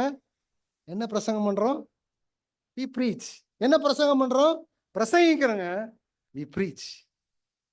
இன்றைக்கு உலகம் அப்படிப்பட்ட சுவிசேஷத்தை தான் அறிவிக்குது. நாங்கள் பிரசங்கிக்கிறோம். எதை பிரசங்கிக்கிறோம்? the diluted gospel, இல்லையா? நீர்த்து போன சுவிசேஷம். இன்றைக்கு நம்முடைய சபையில் இருக்கக்கூடிய ஊழியர்கள் கூட நீர்த்து போன சுவிசேஷத்தை தான் அறிவிக்கிறாங்க இல்லையா? இது ஒரு சகைவு கதை எடுத்து பேசுறது, சமாரியன் கதையை எடுத்து பேசுறது. ஆனால் சுவிசேஷத்தினுடைய சாரம் இருக்க வேண்டிய விதத்துல அதில் இல்லை. பாவத்தை குறித்தும் நீதியை குறித்தும் இயேசு கிறிஸ்துவினுடைய மரணம், உயிர்த்தெழுதலை குறித்து உணர்த்தக்கூடிய பிரசங்கங்கள் இன்றைக்கு நம்முடைய சபையில் கூட அறிவிக்கப்படுகிறது இல்லை. சாக்லேட் கோட்டட் காஸ்பல் இல்லையா? முலாம் பூசப்பட்ட இடிப்பான சுவிசேஷம் இல்லையா? பாவத்தை குறித்து என்ன செய்யக்கூடாது? பிரதர், சுவிசேஷ பிரசங்கத்துக்கு போகும்போது சில இடத்துல சொல்லுவாங்க, ரொம்ப பாவத்தை பத்தி என்ன செய்யாதீங்க பிரதர், பேசாதீங்க. எல்லாம் இந்துல இருந்து வந்திருக்கிறாங்க, வரட்டும். அதான் நான் பேச சொல்லியிருக்கிறேன், பாவத்தை குறித்து பேசாதீங்க இல்லையா? கொஞ்சம் பாலிஷா பேசுங்க, தற்காலத்துக்கு ஏற்ற மாதிரி நீங்க பாலிஷா பேசுங்க. ஆகவே இப்படிப்பட்ட சுவிசேஷத்தை கேட்டு ஒரு மனிதன் விசுவாசித்தால் அவனுடைய விசுவாசம் எப்படிதான் இருக்கும்? அதுவும் ஸ்திரமற்றதா தான் இருக்கும். ஜான் வெஸ்லி ஒரு முறை தன்னுடைய புத்தகத்தில் எழுதும் பொழுது அவருடைய அனுபவ சாட்சி எழுதுறார். ஒரு மனிதனை சந்திக்கிறார் இல்லையா? அந்த மனுஷங்கிட்ட கேட்கிறாரு, தம்பி நீ எதை விசுவாசிக்கிறேன்னு கேட்கிறார் இல்லையா? அவன் சொல்றான், என் சபை எதை விசுவாசிக்குதோ அதை நான் விசுவாசிக்கிறேன். ரெண்டாவது கேள்வி கேட்கிறாரு, உன் சபை எதை விசுவாசிக்குது? நான் எதை விசுவாசிக்கிறேனோ அதை தான் என் சபை விசுவாசிக்குது. அடுத்தது மூணாவது கேள்வி கேட்கிறாரு, உன் சபையும் நீயும் எதை விசுவாசிக்கிறீங்க? அவர் பதில் சொல்றாரு, நானும் என் சபையும் ஒன்றையே விசுவாசிக்கிறோம் இல்லையா? பதில் சொல்ல தெரியல. காரணம், அவருடைய விசுவாசம் ஸ்திரமற்றது இல்லையா? அவருடைய விசுவாசம் ஸ்திரமற்றது. அருமையானவர்களே, ஆகவே அப்போஸ்தலனாகிய பவுல் இந்த இடத்துல சொல்லும் பொழுது இயேசு கிறிஸ்துவை பற்றிய பிரசங்கம் இல்லையா? இப்பொழுது நாம் ரோமர் நிருபத்திற்கு நம்ம போக போறோம். 4 முதல் 8 அதிகாரத்துல இயேசு கிறிஸ்துவை பற்றிய பிரசங்கத்தை தான் அப்போஸ்தலனாகிய பவுல் முன்வைக்கிறார். என்ன பாருங்க, இயேசு கிறிஸ்துவை பற்றிய பிரசங்கம் என்ன சொல்லுகிறார் பாருங்க. 3ஆம் அதிகாரத்தினுடைய 24வது வசனம். வேகமா வாசிக்கலாம், நேரம் நமக்கு. 3ஆம் அதிகாரத்தின் அவருடைய கிருபையினாலே நீங்கள் நீதிமான்கள் ஆக்கப்பட்டீர்கள். இயேசு கிறிஸ்துவினுடைய பிரசங்கம் இப்பொழுது துவங்க ஆரம்பிக்கிறது இல்லையா? பாவிகள் என்று பேசினவர் இப்பொழுது இயேசு கிறிஸ்துவுடைய பிரசங்கம், மேட்டர் ஆஃப் சால்வேஷன் இல்லையா, அதை பற்றி பேச ஆரம்பிக்கிறார். இயேசு கிறிஸ்துவின் மேல கூடிய விசுவாசம் உங்களை நீதிமான்களாக மாற்றுகிறது. 4ஆம் அதிகாரத்தினுடைய இறுதியில ஆபிரகாமுடைய இல்லஸ்ட்ரேஷன் சொல்லிட்டு 24, 25 வசனத்துல நம்முடைய கர்த்தராகிய இயேசு கிறிஸ்துவை மரித்தோரிலிருந்து எழுப்பினவரை விசுவாசிக்கிற நமக்கு அப்படியே எண்ணப்படும். அவர் நம்முடைய பாவங்களுக்காக ஒப்பு கொடுக்கப்பட்டும் நாம் நீதிமான்கள் ஆக்கப்படுவதற்கு எழுப்பப்பட்டிருக்கிறார். இல்லையா? அப்ப இயேசு கிறிஸ்துவை விசுவாசிக்கிறதுனால, இயேசு கிறிஸ்துவின் கிருபையினால நீங்கள் நீதிமான்களாக்கப்பட்டிருக்கிறீர்கள். அது மாத்திரமல்ல, 5ஆம் அதிகாரத்திற்கு வருகிறார். நீதிமானாக்கப்பட்ட உன்னுடைய வாழ்க்கையில என்னென்ன ஆசீர்வாதங்கள் கிடைக்கிறது? தேவனிடத்துல சமாதானம், ஒரு பட்டியல் நீண்டு கொண்டே போகிறது. 6ஆம் அதிகாரத்துக்கு வருகிறார். என்ன சொல்லுகிறார்? இயேசு கிறிஸ்துவின் கிருபையினால, அவர் மேல் வைக்கிற விசுவாசத்தினால நீதிமானாக்கப்பட்ட உன்னுடைய வாழ்க்கையில பாவத்தின் மேல் வெற்றி கிடைக்கிறது. அவரோடு கூட மரித்த நீ, அவரோடு கூட உயிர்த்தெழுந்து பாவத்தை மேற்கொள்ளக்கூடிய ஆற்றலை ஆண்டவர் கொடுக்கிறார். 6ஆம் அதிகாரத்துல பவுல் விளக்குகிறார். 7ஆம் அதிகாரத்திற்கு வரும்பொழுது வாசிங்க. 7ஆம் அதிகாரத்தினுடைய 6வது வசனம், கடைசி பகுதி. என்ன வாசிக்கிறோம் பாருங்க. பழமையான எழுத்தின்படி அல்ல, மரித்தவர்களாகி இது முழுவதுமாக இதை எழுதுகிறார். நியாயப்பிரமாணத்துக்கு விடுதலையாகி அதிலிருந்து நாம் விடுதலையாக்கப்பட்டோம் இல்லையா? இனி இந்த நியாயப்பிரமாணத்தின்படி வாழ அல்லது தேவனுடைய பிரமாணத்தின்படி ஜீவிக்க 8ஆம் அதிகாரத்துல பரிசுத்த ஆவியானவர் எனக்கு பலன் கொடுக்கிறார் இல்லைங்களா? எனக்குள்ளே வாசம் பண்ணுகிற பரிசுத்த ஆவியானவர் எனக்கு தேவையான சத்துவத்தை கொடுக்கிறார், ஆற்றலை கொடுக்கிறார், பரிந்து பேசுகிறார். தேவ புத்திரன் என்று எனக்கு உரிமை பாராட்ட சொல்லுகிறார். கிறிஸ்துவின் அன்பை விட்டு என்னை பிரிப்பவன் யார்? இல்லையா? ஆகவே 3 முதல் அங்கு 8ஆம் அதிகாரம் வரைக்கும் இல்லையா, இயேசு கிறிஸ்துவை பற்றிய பிரசங்கம். இயேசு கிறிஸ்து ஒரு மனிதனுடைய ரட்சிப்புக்காக என்ன செய்தார், அவருடைய கிருபையினால நீங்கள் நீதிமான்களாக்கப்படுகிறதுனால வரக்கூடிய ஆசீர்வாதம் என்ன என்பதை விளக்கமாக அந்த அதிகாரங்களில் எழுதுகிறார். கர்த்தராகிய இயேசு கிறிஸ்து நம்முடைய ரட்சிப்புக்கும் நீதிமானாக்கப்படுவதற்கும் அவர் என்ன செய்து முடித்தாரோ அதனால் வரக்கூடிய ஆசீர்வாதங்கள் அனைத்தும் கிறிஸ்துவை பற்றிய பிரசங்கம். கிறிஸ்துவை பற்றிய பிரசங்கம் இல்லைங்களா? ஆகவேதான் ஆண்டவர் யோவான் சுவிசேஷம் 15ஆம் அதிகாரம் 5வது வசனத்துல என்ன அல்லாமல் உங்களால் ஒன்றும் செய்யக்கூடாது என்று சொன்னார். இன்றைக்கு சபையில போதிக்கப்பட வேண்டிய பிரசங்கம் இதுதான். ஆண்டவராகிய இயேசு கிறிஸ்துவின் மூலமாக நமக்கு வரக்கூடிய ஆசீர்வாதங்கள் என்ன, நம்முடைய வாழ்க்கை எப்படி இருக்க வேண்டும் என்பதை ஆணித்தரமாக இன்றைக்கு சபையில நாம் போதித்து ஆக வேண்டும். ஆகவேதான் நீங்கள் ஆதி சபை முதல் நூற்றாண்டுக்கு பிறகு வந்த சபையை பார்க்கும் பொழுது முற்பிதாக்கள் இப்படியாக சொல்லுகிறார்கள். இயேசு கிறிஸ்துவை பற்றிய பிரசங்கங்கள் அடங்கிய வேத பகுதிகளை எடுத்து 2வது நூற்றாண்டில் இருந்த திருச்சபையார் சபையில பாடலாக பாடினார்களாம். உதாரணத்துக்கு 1 தீமோத்தேயு 3ஆம் அதிகாரம் 16வது வசனம். என்ன அந்த வசனம்? நமக்கு எல்லாருக்கும் தெரிந்த வசனம்.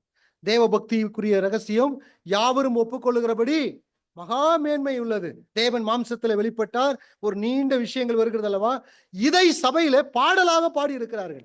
அதே போல பிலிப்பியர் 2ஆம் அதிகாரம் 6லிருந்து 11வது வசனம் வரைக்கும் அவர் தேவனுடைய ரூபமாய் இருந்தும் வாசிக்கிறோம் இல்லைங்களா, பரலோகம் வரை அந்த 5-6 வசனங்கள் பாடலாக பாடப்பட்டிருக்கிறது. இயேசு கிறிஸ்துவை பற்றிய பிரசங்கங்கள் எங்கெல்லாம் புதிய ஏற்பாட்டில் இருக்கிறதோ அதற்கெல்லாம் மெட்டிட்டு 2வது நூற்றாண்டு திருச்சபை பக்தி உள்ள பாடலை பாடினதாக சபையினுடைய முற்பிதாக்கள் தங்களுடைய புத்தகங்களில் எழுதுகிறார். இன்றைக்கு சபையில அறிவிக்கப்பட வேண்டிய பிரசங்கம் இயேசு கிறிஸ்துவை பற்றிய பிரசங்கம். இதுல மாத்திரம் இல்லைங்க, நீங்க கொரிந்தியர் நிருபத்துக்கு போங்களேன். கொரிந்தியர் நிருபத்துல கூட 16 அதிகாரங்கள் இருக்கிறது. பல பிரச்சனைகள் அந்த சபையில் இருந்தது. பல விஷயங்களை அப்போஸ்தலனாகிய பவுல் எழுதுகிறார். ஆனா சொல்யூஷன் என்ன தெரியுங்களா? எல்லா பிரச்சனைக்கும் தீர்வு என்ன தெரியுங்களா? ஆண்டவராகிய இயேசு கிறிஸ்து தான். உதாரணத்துக்கு 1லிருந்து 4 அதிகாரத்தை கொரிந்தியர் நிருபத்துல வாசிச்சீங்கன்னா அவங்களுக்குள்ள பல பிரச்சனைகள் இருந்தது, பிரிவினைகள் இருந்தது. என்ன சொல்றாரு? 1:23 சிலுவையில் அறையப்பட்ட இயேசுவை பாருங்கள். 5 முதல் 8 அதிகாரத்தை வாசிச்சீங்கன்னா விபச்சாரம், வேசித்தனம், அசுத்தங்கள்லாம் அவங்களுடைய சபையில் இருந்தது. சொல்யூஷன் என்ன? பிரச்சனைக்கு தீர்வு என்ன? அப்போஸ்தலனாகிய பவுல் என்ன சொல்லுகிறார்? 5ஆம் அதிகாரம் 7வது வசனத்துல பஸ்காவாகிய கிறிஸ்துவை பாருங்கள். அடுத்ததாக கண்மலையாகிய கிறிஸ்துவை பாருங்கள். முதற்பலனாகிய கிறிஸ்துவை பாருங்கள். 4 கோணத்துல கிறிஸ்துவை 1 கொரிந்தியர் நிருபத்துல பவுல் காண்பிக்கிறார். பெரிய பிரச்சனை சபைக்குள்ள இருக்கிறது. எல்லாத்துக்கும் தீர்வு யாருன்னா இயேசு கிறிஸ்து மாத்திரம்தான். இவர் தான் நம்முடைய சபையில மறுபடியும் அறிவிக்கப்பட வேண்டியவர் இல்லையா? சரி, அடுத்ததாக 3வது குறிப்புக்கு போகிறேன். 3வது குறிப்பு என்ன? 16ஆம் அதிகாரத்துக்கு வாங்க. The mystery of God. 25வது வசனத்தை வாசிங்களேன். ஆதி முதல் ஆகமங்களினாலே அநாதி தேவனுடைய கட்டளையின்படி வெளியரங்கமாக்கப்பட்டதும் சகல ஜாதிகளும் விசுவாசிக்கிறதற்கு கீழ்ப்படியும்படிக்கு அவர்களுக்கு அறிவிக்கப்பட்டதுமாய் இருக்கிற ரகசியத்தை வெளிப்படுத்துகிறது. போதுங்க. இந்த இடத்துல அப்போஸ்தலனாகிய பவுல் அடுத்ததாக என்ன சொல்லுகிறார்? the mystery of God, தேவனுடைய ரகசியத்தை குறித்து இந்த இடத்துல பேசுகிறார் இல்லையா? தேவனுடைய ஆற்றல் நம்மை ஸ்திரப்படுத்தி இருக்கிறது. எதன் மூலமாக? கிறிஸ்துவை பற்றிய பிரசங்கத்தின் மூலமாக. இந்த கிறிஸ்துவை பற்றிய பிரசங்கம் அப்போஸ்தலனாகிய பவுல் சொல்லுகிறார், அது ரகசியம். அது ஒரு ரகசியமாக இருந்தது. ரகசியம்னா என்ன? யாருக்கும் தெரியாத விஷயம் இல்லை இல்லையா? இந்த ரகசியம் என்பதற்கு புதிய ஏற்பாடு சொல்லக்கூடிய அர்த்தம் something hidden in former time but now made known. சில காரியங்கள், அதாவது என்ன சொல்றது, ஒரு காலகட்டத்தில் மறைக்கப்பட்டிருந்தது, ஆனால் இப்பொழுது வெளியரங்கமாக. உதாரணத்துக்கு சொன்னா, இந்த ரகசியம் எல்லாருக்கும் தெரியும் இல்லையா? பெண்கள் என்ன பண்ணுவாங்க? நான் உங்ககிட்ட ஒரு ரகசியத்தை சொல்றேன், என்ன செய்யக்கூடாது? யாருக்கிட்டையும் சொல்லக்கூடாது. அந்த சிஸ்டர் போய் வேற ஒருத்தர்கிட்ட என்ன சொல்லுவாங்க? நான் ஒரு ரகசியத்தை சொல்றேன், யாருக்கும் அது ரகசியமா? அதுதான் பவுல் சொல்றார். ஒரு காலத்துல மறைக்கப்பட்டிருந்ததுயா, ஆனா இப்பொழுது எல்லாரும் அறியும்படி அந்த ரகசியம் வெளிப்படுத்தப்பட்டது என்று சொல்லுகிறார். நீங்க புதிய ஏற்பாட்டுல வாசிச்சீங்கன்னா ஏறத்தாழ 10க்கும் அதிகமான ரகசியங்களை குறித்து புதிய ஏற்பாட்டுல நம்மளால வாசிக்க முடியும். சில விஷயத்தை மாத்திரம் சொல்றேன். 2 தெசலோனிக்கேயர் 2ஆம் அதிகாரம் 7வது வசனத்துல அக்கிரமத்தின் ரகசியம் என்று அப்போஸ்தலனாகிய பவுல் சொல்லுகிறார். அந்தி கிறிஸ்துனுடைய வருகையை அக்கிரமத்தின் ரகசியம் என்று சொல்லுகிறார். 1 தீமோத்தேயு 3:16 தேவ பக்திக்குரிய ரகசியம் என்று சொல்லுகிறார். 1 கொரிந்தியர் 15:51 நம்முடைய ராப்சர் எடுத்துக்கொள்ளப்படுகிறோம் அல்லவா, அதை ஒரு ரகசியம் என்று அப்போஸ்தலனாகிய பவுல் சொல்லுகிறார். Mystery of rapture.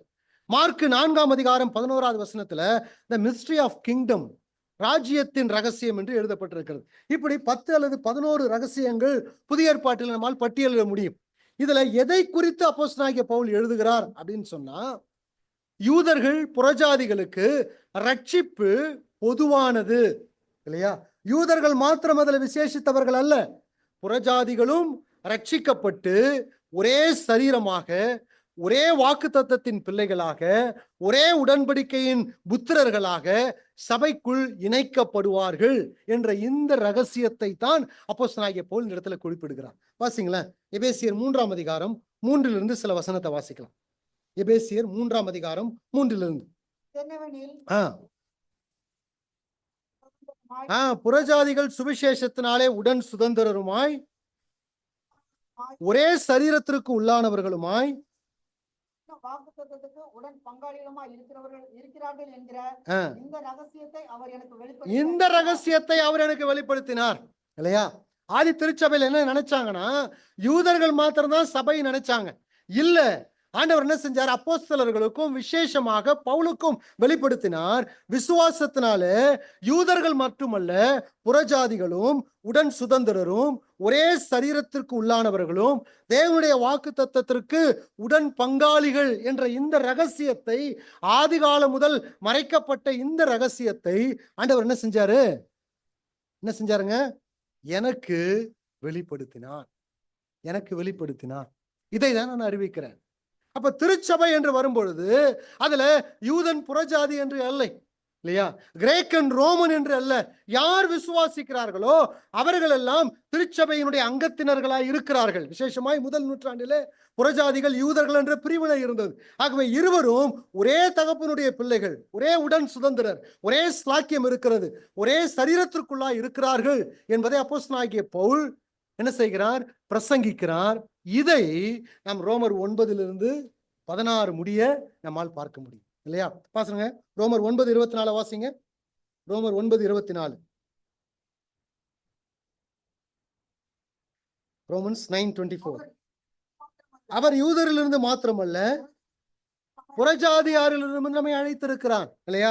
10ஆம் அதிகாரம் 11வது வசனத்துல வாசிங்க.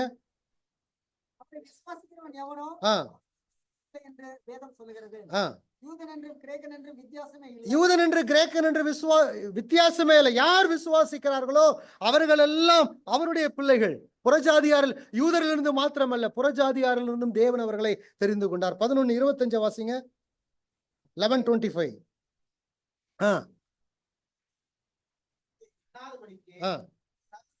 உங்களுக்கு அறிவிக்க வேண்டும் என்றிருக்கிறேன்.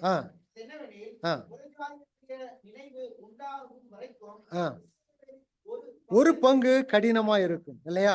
நீங்க ரட்சிக்கப்படுறதுக்கு காரணம் என்ன? ஒரு பங்கு கடினமா இருக்கிறது. யூதரிலிருந்து மாத்திரமல்ல, புறஜாதியாரிலிருந்து கர்த்தர் சிலரை தெரிந்து கொள்கிறார். யார் அவரை விசுவாசிக்கிறார்களோ, கிரேக்கனோ, ரோமனோ, யூதனோ, எல்லாரும் தேவனுடைய பிள்ளைகள் இல்லையா? அடுத்தது 12ஆம் அதிகாரத்துக்கு வரும்பொழுது, இந்த இரு கூட்டத்தார் சபையில் இருக்கிறீர்கள், இருவருக்கும் தேவன் வரங்களை கொடுத்திருக்கிறார், அதை சபையின் பிரயோஜனத்திற்காக பயன்படுத்துங்க. 13ஆம் அதிகாரத்துல இந்த ரெண்டு கூட்டத்தாரும் சமுதாயத்துல சரியாக நடந்து கொள்ளுங்கள். 14ஆம் அதிகாரத்துல ஒருவருக்கு ஒருவர் இடரலா இல்லாம இருங்க. சில பேர் நாளை விசேஷித்துக் கொள்கிறான், சில பேர் உணவை விசேஷித்துக் கொள்கிறான், யூதர்கள் புறஜாதிகள் இல்லையா? ஒருத்தருக்கு ஒருத்தர் இடரலா இல்லாமல் ஒன்றுபட்டு ஐக்கியமாய் செல்லுங்கள். 15ஆம் அதிகாரத்துல புறஜாதியாருக்கும் இஸ்ரவேல் மக்களுக்கும் கொடுக்கப்பட்ட தேவ கிருபையை குறித்து எழுதுக இல்லையா? அப்ப இந்த ரகசியத்தினுடைய சாராம்சம் ரோமர் 9 16 முடிய நம்மால் வாசிக்க முடியும். பவுல் என்ன சொல்ல வருகிறார் இல்லையா? இந்த சபைக்குள்ள சில பிரச்சனைகள் இருந்தது. யூதன் என்றும் புறஜாதியான் என்றும் இல்லை இல்லையா? தேவன் யார் அவரை விசுவாசிக்கிறார்களோ அவர்கள் எல்லாரையும் ஒரு தகப்பனுடைய பிள்ளைகளாக இணைத்திருக்கிறார். இது ஒரு பெரிய ரகசியம் இல்லையா? இன்றைக்கு சபைக்குள்ள இருக்கக்கூடாது என்ன? நீங்க யாரும் ஒன்றும் சொல்ல மாட்டீங்க. இருக்கக்கூடாது என்ன? பிரிவினை. நான் தமிழ், நான் மலையாளி, நோ இல்லையா? ஒரு தகப்பனுடைய பிள்ளை. நான் தமிழ், நான் தெலுங்கு கிடையாது. புறஜாதி யூதனே கிடையாது. புறஜாதிகளை பிறந்த நமக்கு இருக்கக்கூடிய டிவிஷன் எங்க சபைக்குள்ள இல்லையா?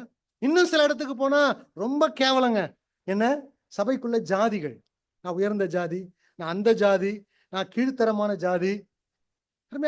வேதவசனம் என்ன சொல்லுகிறது? இது ஒரு ரகசியம். புறஜாதி யூதனையும் தேவன் ஒன்றாக இணைத்திருக்கிறார் என்று சொன்னால் மொழியினாலே சபை பிரியக்கூடாது இல்லையா? பிராந்தியத்தினாலே சபை பிரியக்கூடாது இல்லையா? மனிதன் பகுத்து வைத்த ஜாதியினாலே சபைக்குள்ள பிரிவு இருக்கக்கூடாது. இதுதான் பவுல் இங்க சொல்ல வர. இது ஒரு ரகசியம். தேவன் இதை நமக்கு வெளிப்படுத்தி இருக்கிறார். பாருங்க, இந்த 16:25 3 விஷயங்களை மாத்திரம் நான் சொல்லி முடிக்கிறேன். என்ன சொல்றாரு பாருங்க. 24ஆம் வசனத்தை வாசிங்க மறுபடியுமாக. 25 அடக்கமாயிருந்து பாருங்க, தீர்க்கதரிசிகளுடைய ஆகமத்தினாலே இந்த ரகசியம் வெளிப்படுத்தப்பட்டது. ஏதோ முற்காலத்துல இது எழுதவே படல அப்படின்றத நம்ம சொல்ல முடியாது. என்ன? பழங்காலத்துல பழைய ஏற்பாட்டுல இந்த விஷயங்கள் தீர்க்கதரிசிகள் மூலமாய் வெளிப்பட்டது. ஒருவேளை அவங்களுக்கு புரியாம இருக்கலாம். என்ன? ஆபிரகாமுக்கு ஆண்டவர் என்ன சொல்றாரு? 12ஆம் அதிகாரம் 3வது வசனத்துல, பூமியில் இருக்கக்கூடிய உன் வம்சங்கள் உனக்குள்ளே ஆசீர்வதிக்கப்படும் இல்லையா? யாத்ராகமம் 19:6 என்ன சொல்றாரு? நீங்கள் எல்லா ஆசாரிய ராஜ்யம், உலகத்தில் இருக்கக்கூடிய எல்லா மக்களுக்கும் ஆசாரிய ராஜ்யம் என்னை பற்றி சொல்ல வேண்டிய கடமை உங்களுக்கு இருக்கிறது. ஏசாயா தீர்க்கதரிசி புத்தகம் 49:6 வாசிங்க. ஐசாயா 49:6. இந்த ரகசியம் பழைய ஏற்பாட்டில் எப்படி வெளிப்படுத்தப்பட்டிருக்கிறது பாருங்க. நீர் எனக்கு தரிசனமாய் இருப்பது அற்பகாரியமாய் இருக்கிறது. நீர் பூமியின் கடைசி பரியந்தமும் என்னுடைய ரட்சிப்பாய் இருக்கும்படி உம்மை ஜாதிகளுக்கு ஒளியாகவும் வைப்பேன். உம்மை ஜாதிகளுக்கு ஒளியாக வைப்பேன். மேசியாவை பற்றி சொல்லப்பட்டிருக்கிறது. ஜாதி இஸ்ரவேல் மக்களுக்கு அல்ல இல்லையா? இஸ்ரவேல் மக்களை பத்தி முற்பகுதியில சொல்லிவிட்டு ஜாதிகளுக்கு வெளிச்சமாக உன்னை வைத்தேன். இத பவுலும் பர்னபாவும் அந்தியோகியா பட்டணத்துல பிரசங்கம் பண்ணும்பொழுது மேற்கோள் காட்டுறாங்க. அப்போஸ்தலர் நடபடிகள் 13ஆம் அதிகாரம் 47வது வசனத்துல யூதர்கள் விசுவாசிக்க மாட்டேன்னு சொன்னதுனால அவங்க என்ன சொல்றாங்க? ஜாதிகளுக்கு ஒளியாக வைப்பேன் என்று தீர்க்கதரிசி எழுதியிருக்கிறார். ஆகவே நாங்கள் புறஜாதிகளுக்கு பிரசங்கம் பண்ண போகிறோம். ஆண்டவராக இயேசு கிறிஸ்து கலிலேயா நாட்டுப்புறங்களிலே புறஜாதி வாழ்கிற மக்கள் மத்தியிலே அவர் பிரசங்கம் பண்ண போகும் பொழுது மத்தேயு சுவிசேஷம் 4ஆம் அதிகாரம் 15-16 வசனங்கள் சொல்லுகிறது, இருளில் இருக்கக்கூடிய ஜனங்கள் வெளிச்சத்தை கண்டார்கள். ஏசாயா தீர்க்கதரிசி எழுதினது. புறஜாதி மக்கள் வெளிச்சத்தை கண்டார்கள். ஆகவே பழைய ஏற்பாட்டிலே புறஜாதி மக்களும் இந்த ஆண்டவரை சேவிப்பார்கள், அவரண்டையில வருவார்கள், ஒரே ஜனமாய் இருப்பார்கள் என்பதை தீர்க்கதரிசிகள் எழுதியிருக்கிறார்கள். ஆனா அவங்களுக்கு அது தெரியல. இஸ்ரவேல் மக்களுக்கும் அது தெரியல. இரண்டாவதாக என்ன சொல்றாரு பாருங்க. அதே 25வது வசனத்துல, ஆதி காலம் முதல் அடக்கமாயிருந்து இப்பொழுது தீர்க்கதரிசன ஆகமங்களினால் அனாதி தேவனுடைய கட்டளையின்படி வெளியாக்கப்பட்டதும் இல்லையா? என்ன வாசிக்கிறோம்? அனாதி தேவனுடைய கட்டளை. இந்த ரகசியத்தை அறிவிப்பது என்னங்க? அனாதி தேவனுடைய ஒரு கட்டளையோடு கூட தான் வெளிப்படுத்தி இருக்கிறார் இல்லையா? உனக்கு புரிஞ்சா போதும் அப்படின்னு ஆண்டவர் சொல்றார்.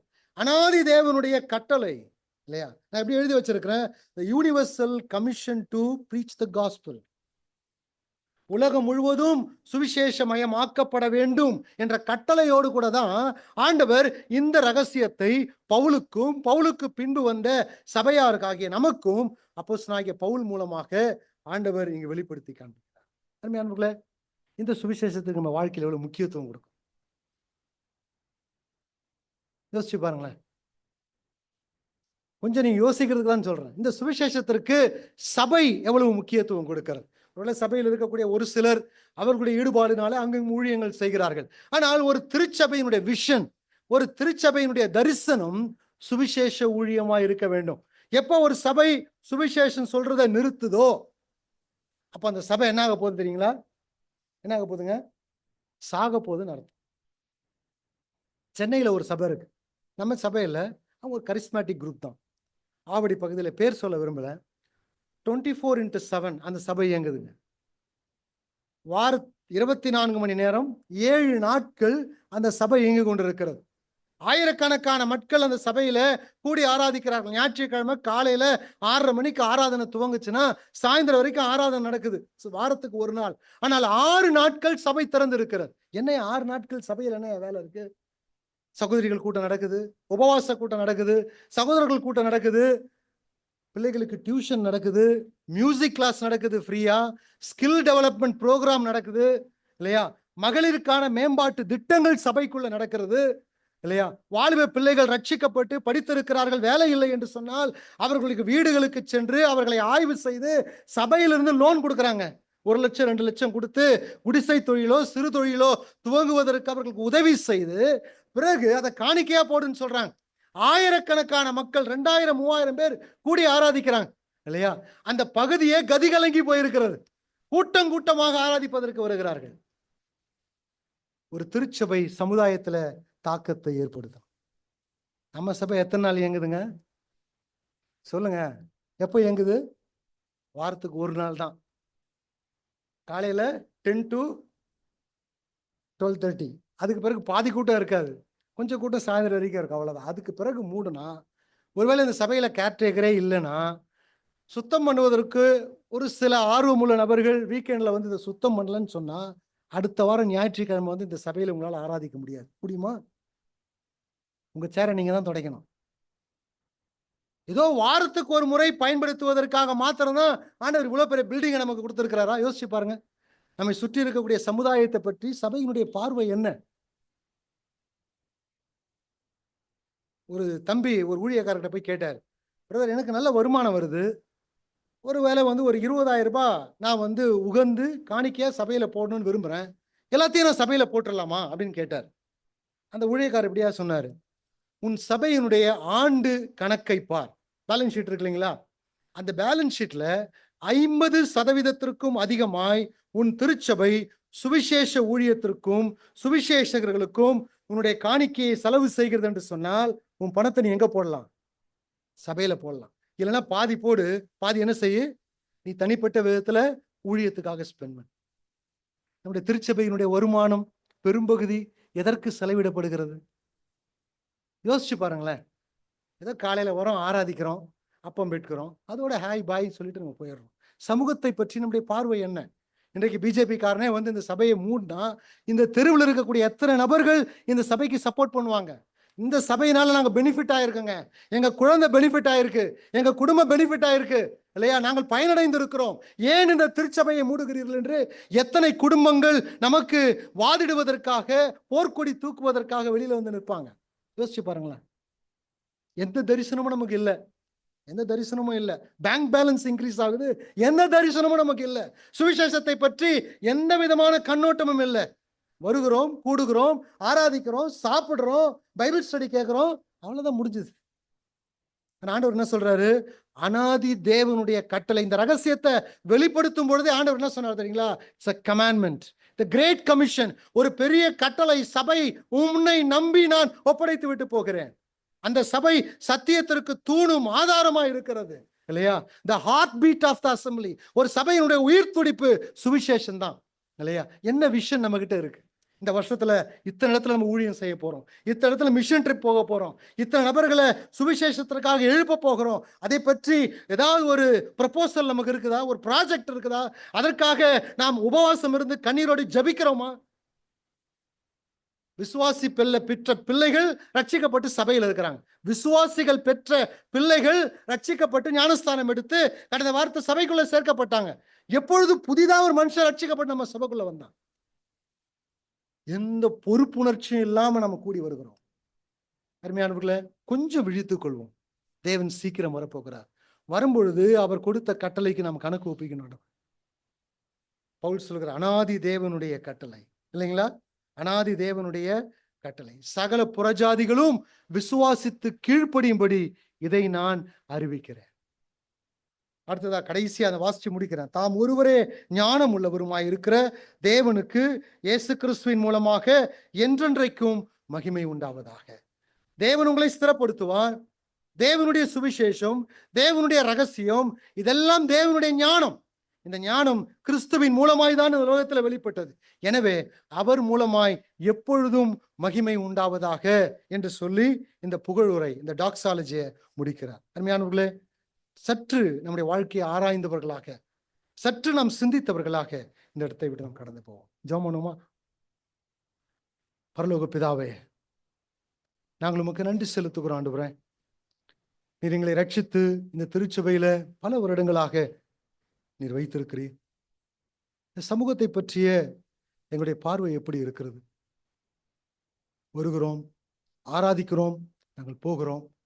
இவ்வளவு பெரிய கட்டிடத்தை கொடுத்திருக்கிறீர், நல்ல பொருளாதார வசதியை கொடுத்திருக்கிறீர், படித்த மக்களை கொடுத்திருக்கிறீர், நல்ல வேலை உள்ள மக்களை கொடுத்திருக்கிறீர், பிசினஸ் பண்ணக்கூடிய அநேக மக்களை கொடுத்திருக்கிறீர் ஆண்டவரே. ஆனால் நாங்கள் சுவிசேஷத்திற்காக அதிக அளவு அக்கறை காட்டுவதில்லை, அதிகமாய் மும்முரமாய் அதில் செயல்படுவதில்லை ஆண்டவரே. எங்களை மன்னியும். எங்கள் சபை செத்து போகாதபடி பிழைத்து கொள்ள நாங்கள் பாரத்தோடு கூட ஜெபிக்கிறோம் ஆண்டவரே. ஆண்டவரே, நீர் எங்களை ஸ்திரப்படுத்தினவர். தொடர்ந்து எங்கள் வாழ்க்கையை நீர் ஸ்திரப்படுத்தும். எங்கள் வாழ்க்கையில் இருக்கக்கூடிய பாவங்களை மேற்கொண்டு ஜீவிக்க எங்களுக்கு உதவி செய்யும். கர்த்தராகிய இயேசு கிறிஸ்துவை பற்றிய பிரசங்கத்தை நாங்கள் மீண்டும் மீண்டுமாய் கேட்க, வாசிக்க, சிந்திக்க, எங்கள் வாழ்க்கையை அதனால மாற்றப்பட ஆத்ம தாகத்தோடு ஆண்டவரே எங்களுடைய திருச்சபை செயல்படுவதற்கு வரக்கூடிய நாட்களில அனுக்கிரகம் செய்ய வேண்டும் என்று நாங்கள் ஜெபிக்கிறோம். உங்களுடைய கரத்தில் இந்த நேரத்தை ஒப்புக் கொடுக்கிறோம். தேவ ஆவியானவர் எங்களோடு கூட பேசியிருப்பீர் என்று நாங்கள் நம்புகிறோம். உங்களுடைய வேத வசனத்தின் உணர்த்துதலோடு நாங்கள் இங்கிருந்து புறப்பட்டு போக உதவி செய்யும். இயேசு கிறிஸ்துவின் நாமத்துல வேண்டிக் கொள்கிறோம் பிதாவே, ஆமென்.